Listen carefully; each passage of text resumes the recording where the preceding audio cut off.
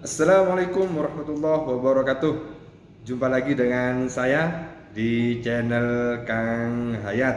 Kali ini saya akan mengulas terkait atau tentang bagaimana caranya menghitung NGB atau nilai gabungan di Serdos.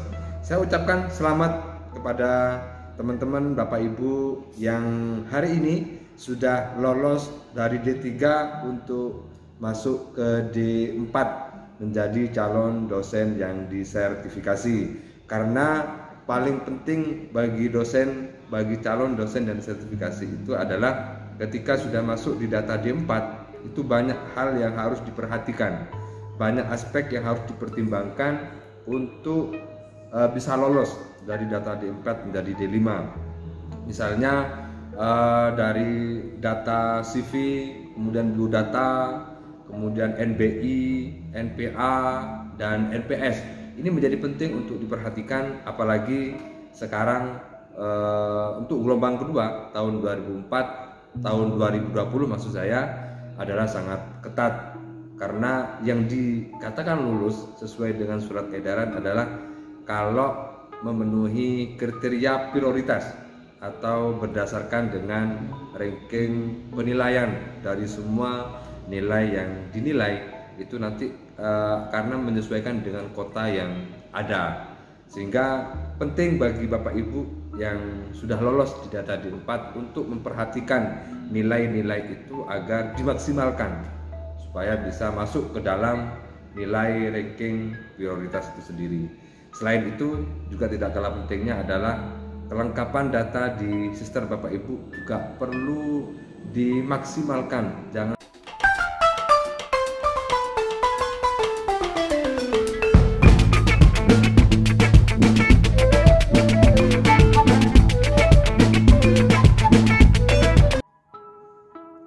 Sebelum saya menjelaskan tentang cara bagaimana menghitung NGB, jangan lupa bagi Bapak Ibu yang baru mampir di channel saya, silakan di subscribe dulu. Jangan lupa tekan tombol loncengnya untuk mendapatkan notifikasi video-video terbaru saya.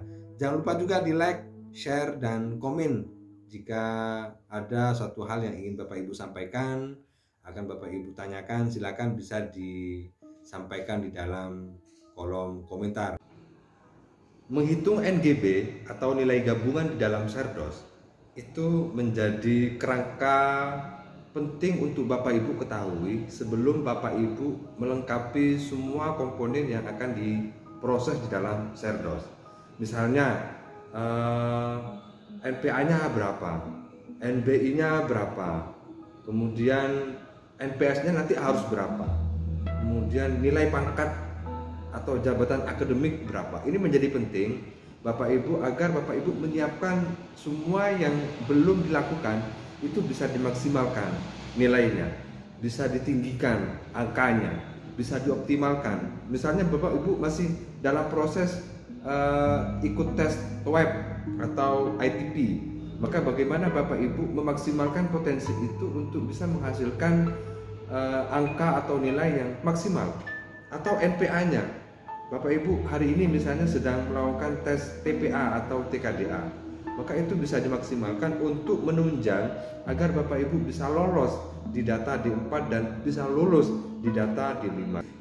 Biar kelihatan kira-kira menghitung NGB itu seperti apa, dan nanti perkiraan saya harus nilai NBI, NPA, dan NPS-nya harus berapa sehingga bisa lolos dan lulus di data D4. Ini menjadi penting untuk Bapak Ibu ketahui. Langsung saja ke tutorialnya. Tutorial ini akan menjadi penting untuk Bapak Ibu bisa pertimbangkan atau bisa digunakan di dalam proses perumusan untuk nilai yang Bapak Ibu akan dijadikan sebagai rujukan bahwa Bapak Ibu itu nanti bisa lolos D4 atau tidak. Maka rujukan yang paling penting adalah NGB. Jadi NGB itu paling tidak di atas 4,00. Jadi 4,001 itu Bapak Ibu sudah bisa lolos untuk D4 menuju ke D5.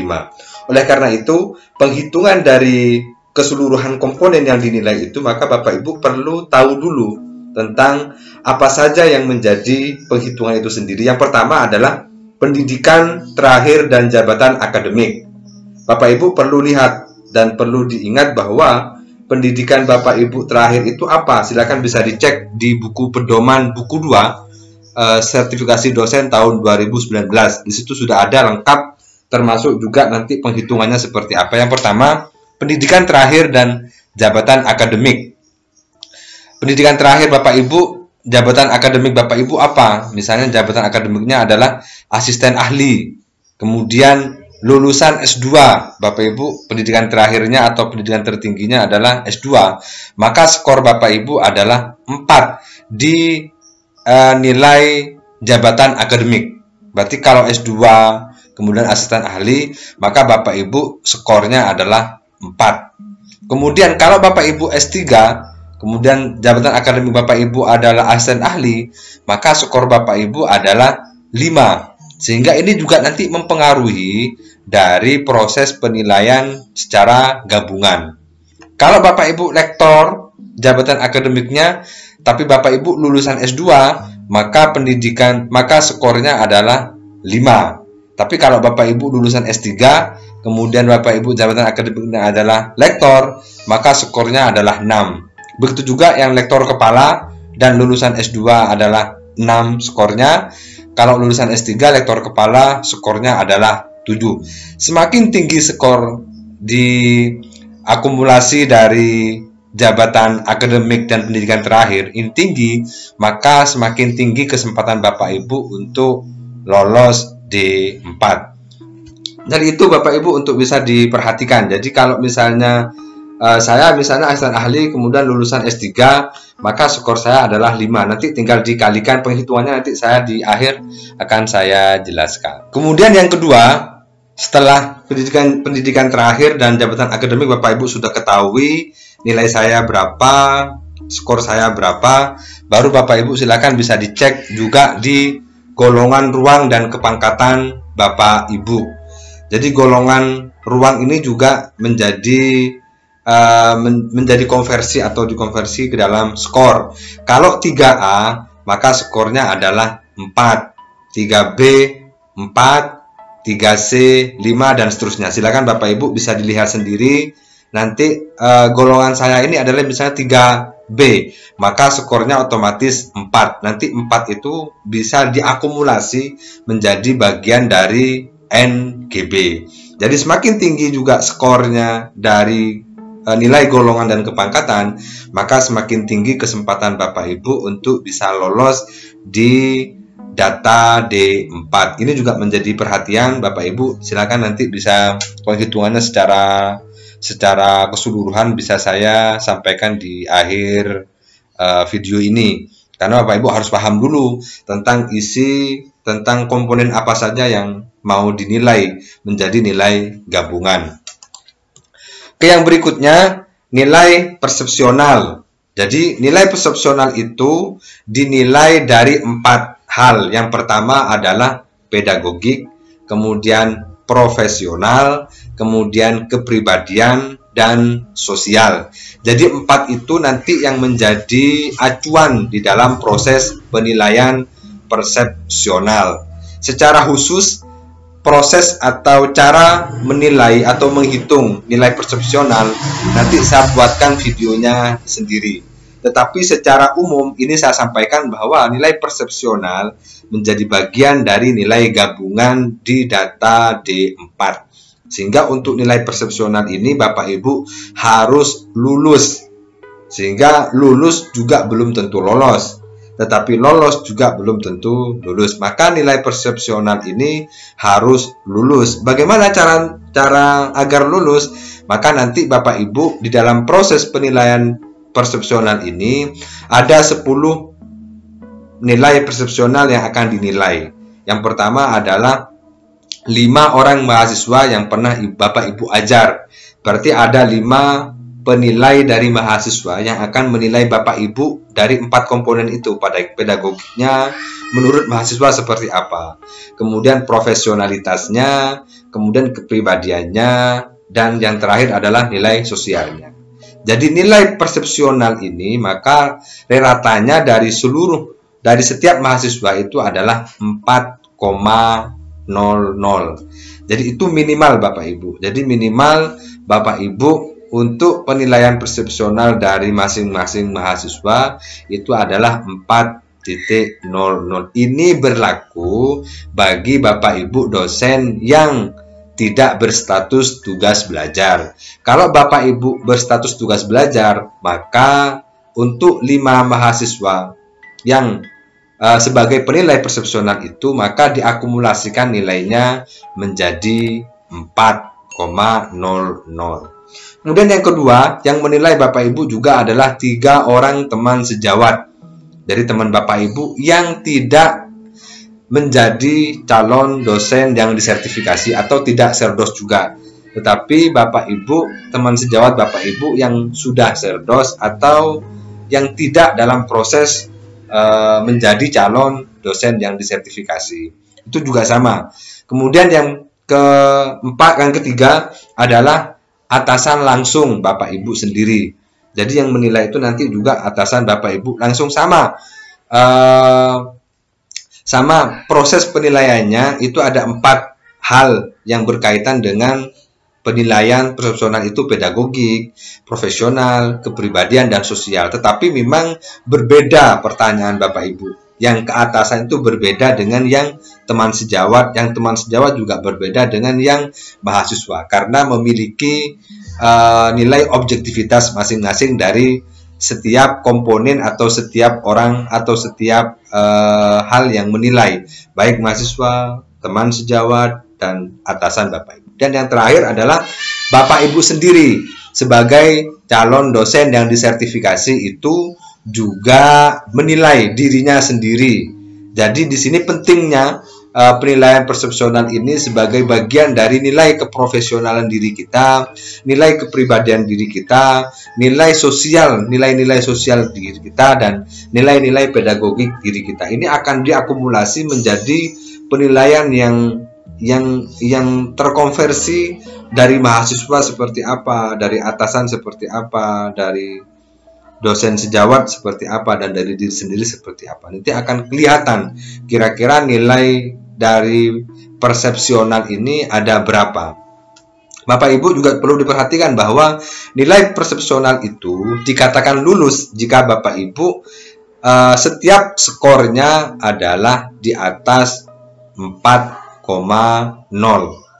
Jadi Bapak Ibu, nilai skor Bapak Ibu, persepsional Bapak Ibu dikatakan lulus kalau nilai skor setiap komponen yang dinilai itu adalah 4,00, lebih tinggi, di atasnya 4,00, berarti 4,01, 4,02, dan seterusnya. Rata skor keseluruhan Bapak Ibu bisa dikatakan lulus kalau secara keseluruhan itu rata skornya adalah 4,5. Jadi kalau 4,5 otomatis Bapak Ibu sudah dikatakan lulus nilai persepsional, tapi belum tentu lolos di data D4. Ini juga harus dibedakan. Kalau nilai persepsional itu harus lulus, kalau data D4 itu harus lolos untuk ke data D5.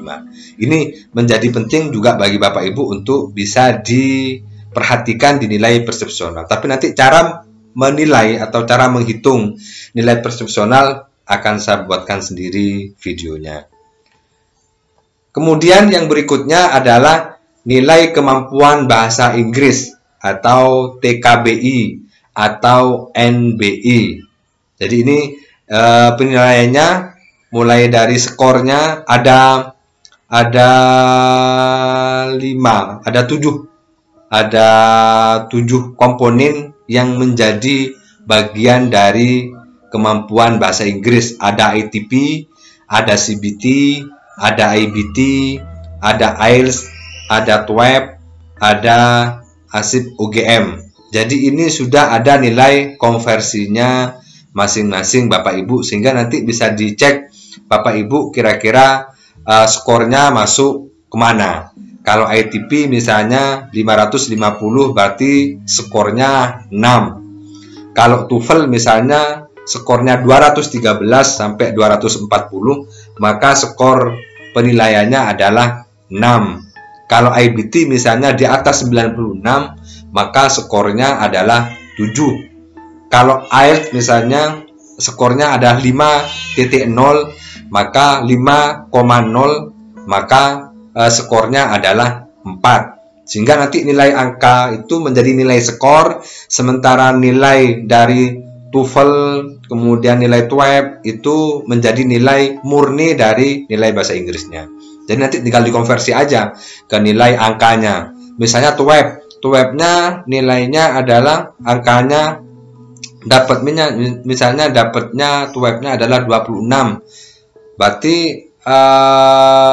skornya adalah 2. Kalau di bawah 26 maka skornya adalah 1. Begitu juga dengan yang ASIP UGM. Kalau misalnya nilainya adalah 285, maka skornya adalah 5. Ini juga nanti bisa diakumulasikan di NBI-nya, Sehingga ini adalah penghitungan dari NBI.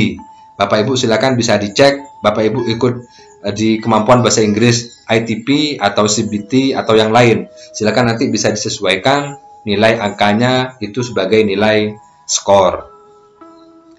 Diingat-ingat Bapak Ibu, nanti bisa digabung menjadi satu penilaian. Kemudian nilai kemampuan potensi akademik atau TKDA atau NPA. Ini juga ada skornya. Jadi skor kemampuan NPA dasar akademiknya misalnya di bawah 25 dari gabungan.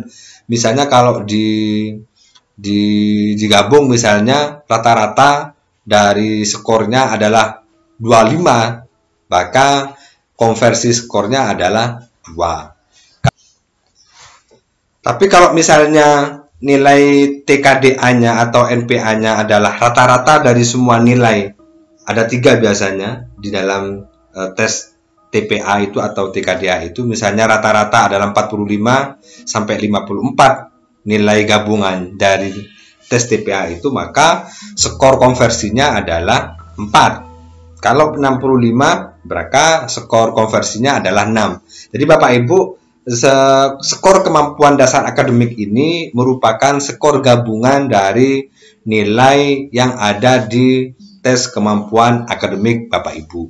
Sehingga nanti nilai gabungan itu bisa dikonversi lagi ke dalam penilaian atau skor yang ada di panduan Serdos ini. Sehingga kalau misalnya rata-rata skor di tes TKDA-nya adalah 55, maka skor konversinya yang nanti dijumlah dengan nilai gabungan adalah 5. Sehingga ini patokannya Bapak Ibu bisa diperhatikan, sudah bisa dihitung, sudah bisa diangan-angan, sudah bisa dicek kira-kira TKDA saya ini berapa, TOEIC saya ini berapa, sehingga nanti Bapak Ibu tinggal menghitung kira-kira saya ini lulus atau lolos, atau saya ini lolos atau lulus. Silakan Bapak Ibu bisa dicek, sehingga semua sudah bisa direncanakan, bisa di manajemen dengan baik, bisa ditata dengan baik.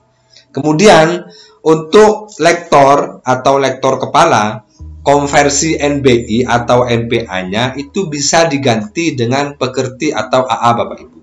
Jadi Bapak Ibu yang hari ini sudah lektor tetapi masih belum Serdos, kemudian ikut Serdos hari ini, maka salah satu dari nilai bahasa Inggris dan nilai potensi akademik itu bisa diganti dengan pekerti atau A. Salah satunya ya, bukan dua-duanya. Salah satunya bisa diganti dengan pekerti atau AA. Misalnya kombinasinya adalah NPA dan NBI, atau NPA dengan pekerti atau AA. Atau Bapak Ibu punya NBI tapi NPA-nya menggunakan pekerti atau AA. Ini boleh. Jadi kalau Bapak Ibu yang sudah lektor atau lektor kepala, jadi NBI atau NPA-nya itu bisa diganti dengan pekerti atau AA. dengan nilai penghitungan yang sudah ditentukan di dalam pedoman. Kalau misalnya lektor penggantian dengan pekerti misalnya 5, maka nilai Bapak Ibu NBI-nya misalnya Bapak Ibu lektor, kemudian Bapak Ibu punya NPA. Berarti yang diganti ke pekerti itu adalah adalah NBI, maka Bapak Ibu NPA-nya adalah 5, NPA-nya sesuai dengan nilai Bapak Ibu, kemudian pekerti atau AA, kemudian NBI-nya itu adalah sesuai dengan apa yang ada di dalam nilai pekerti itu adalah kalau lektor berarti 5. Jadi nilai Bapak Ibu itu NPA-nya 4, kemudian misalnya 4, kemudian NBI-nya adalah 5 karena mengganti pekerti dan AA karena Bapak Ibu lektor. Misalnya itu.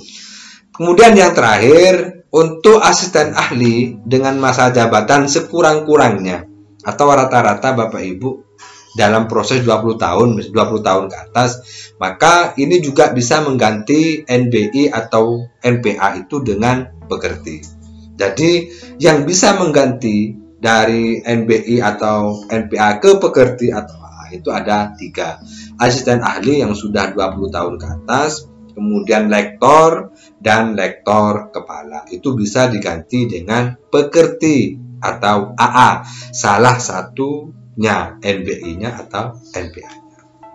Itu Bapak Ibu ya. Jadi ini bisa diperhatikan dan bisa dicek. Bapak Ibu sudah asisten ahli lama misalnya, belum serdos, baru sekarang misalnya masuk serdos, sudah 20 tahun lebih mengabdi atau masa jabatan Bapak Ibu di kampus, maka Bapak Ibu boleh misalnya mengganti salah satu dari NBI atau NPA itu dengan pekerti atau AA. Nah, sekarang langsung ke penghitungannya Bapak Ibu.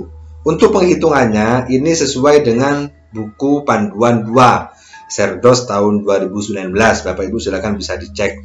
Nilai gabungan NGB atau nilai gabungan NAP itu adalah nilai jabatan akademik Bapak Ibu.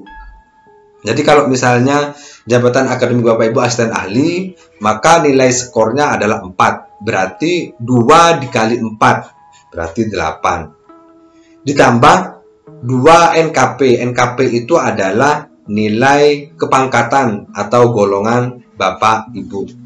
Coba saya cek lagi di atas ya. Jadi NAP itu adalah nilai pendidikan terakhir dan jabatan akademik. Kemudian NKP adalah nilai golongan ruang dan kepangkatan. Jadi ini Bapak Ibu. Kalau misalnya Bapak Ibu asisten ahli, maka NAP-nya ini 4. Kalau Bapak Ibu golongannya adalah 3B, maka NKP-nya ini juga 4. 3B asisten ahli, 3B, maka Bapak Ibu NKP-nya adalah 4. Plus NPS misalnya 4,5 karena rata-rata yang dianggap lulus adalah 4,5. Kemudian NBI ini misalnya Bapak Ibu 4. Kemudian NPA-nya 4. Jadi nilai gabungan itu dinilai dari NAP, jabatan akademik dan pendidikan terakhir. Kemudian NKP adalah nilai kepangkatan atau golongan dari Bapak Ibu, 3A, 3B, 3C, 3D. NPS adalah nilai persepsional Bapak Ibu. Kemudian NBI nilai kemampuan bahasa Inggris. Dan NPA adalah nilai kemampuan potensi akademik. Kemudian dibagi 7. Jadi dibagi 7 ini keterangannya sudah ada di bawah. Dibagi 7. Berapa hasilnya? Maka untuk bisa lolos dari NGB ini adalah Bapak Ibu harus memenuhi nilai minimal kelolosan dari nilai gabungan. Berapa nilai lulusnya? Ini Bapak Ibu. Ini asumsinya adalah asumsi sesuai dengan aturan bahwa lolos D4 itu ketika nilai gabungannya adalah di atas 4,00. Jadi kalau Bapak Ibu nilainya pas 4,00, maka itu tidak lolos.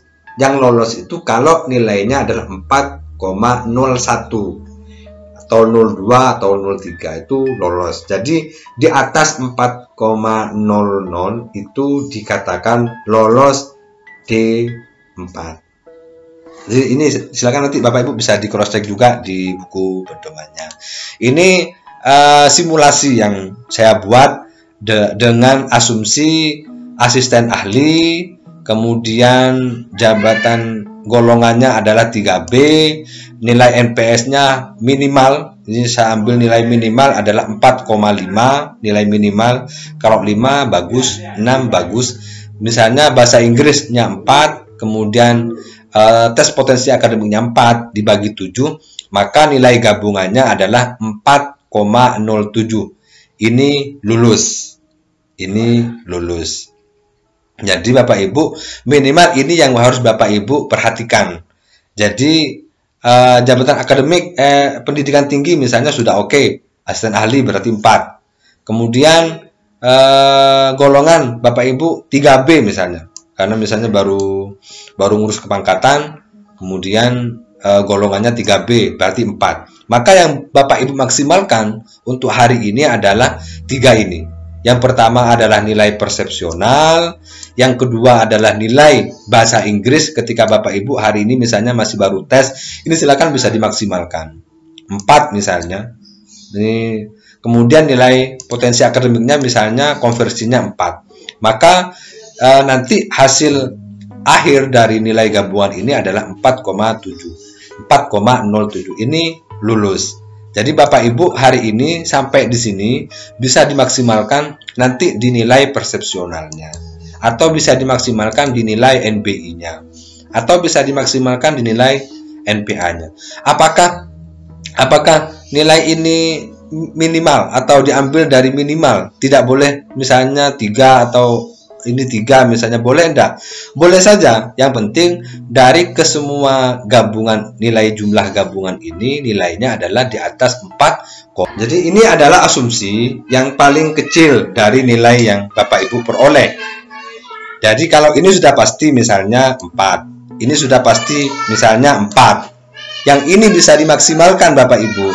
Misalnya nilai persepsionalnya adalah 4,5. Bapak Ibu bisa genjot dinaik, misalnya naik di sini, misalnya 6. Maka ini boleh misalnya 4, ini boleh misalnya 3. Sehingga nanti akumulasi dari semua nilai ini adalah lulus atau di atas 4,00.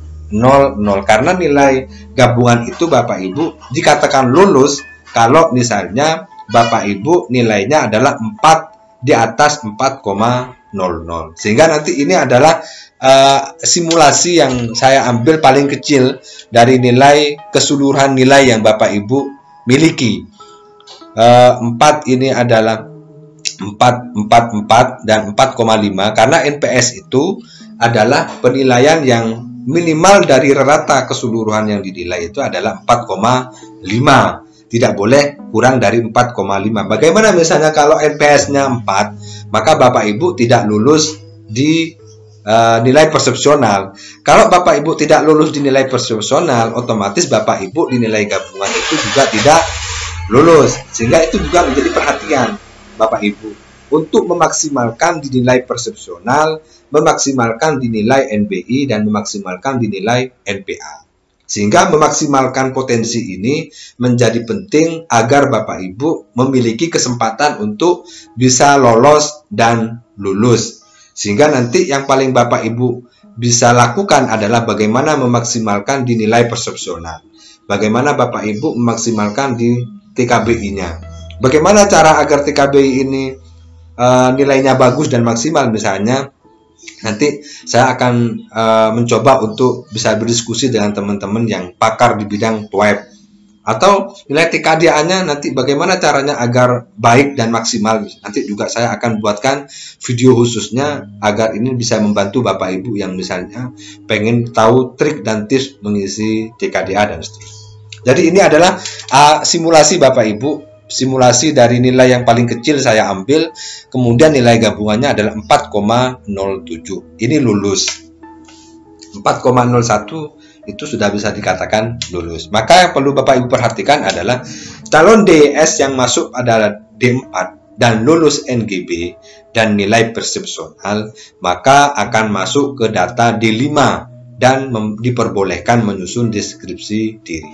Sehingga ini adalah penting untuk Bapak Ibu bisa antisipasi, bisa dilakukan sebuah usaha yang sangat maksimal di dalam proses Serdos ini, terutama di data D4 ini yang paling krusial, yang paling menentukan apakah Bapak Ibu lulus Serdos atau tidak itu di data D4, karena di data D4 itu semua komponen yang dinilai itu menjadi nilai gabungan yang kemudian itu menentukan Bapak Ibu apakah lanjut ke data D5 atau Bapak Ibu selesai atau tidak lolos di data D4. Sehingga kalau Bapak Ibu tidak lolos di data D4, maka Bapak Ibu harus mengulang lagi nanti di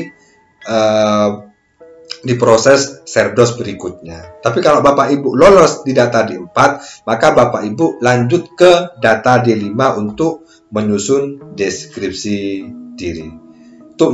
Untuk cara dan teknik menyusun deskripsi diri, nanti saya buatkan videonya sendiri agar lebih maksimal dan bisa lebih detail untuk penjelasannya.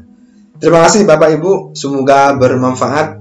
Jangan lupa di-share, like, dan subscribe jika video ini memiliki kemanfaatan dan kebaikan bagi banyak orang. Terima kasih. Assalamualaikum warahmatullahi wabarakatuh.